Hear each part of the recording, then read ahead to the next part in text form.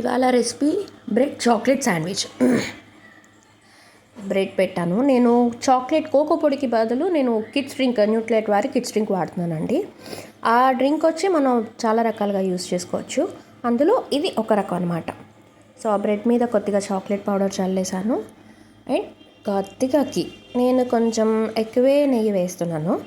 నెయ్యి నేను ఇంట్లో హోమ్ మేడ్ గీ కాబట్టి నేను కొంచెం ఎక్కువే వేస్తున్నాను. అది చూడండి, చాక్లెట్స్ సిరప్ లాగానే స్ప్రెడ్ అయిపోయింది.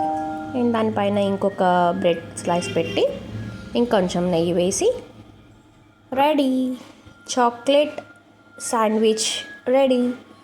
మా అబ్బాయి స్నాక్స్ బాక్స్కి అనమాట ఇది. సో ఇంట్రెస్ట్ ఉన్న వాళ్ళు చాక్లెట్ పొడి ఇంకాస్త పైన చల్లుకొని పక్కన మంచింగి లాగా కూడా వేసుకోవచ్చు. వీడు ప్రతి దాంట్లోనూ చాక్లెట్ పొడి అడుగుతాడు. Ready, taste.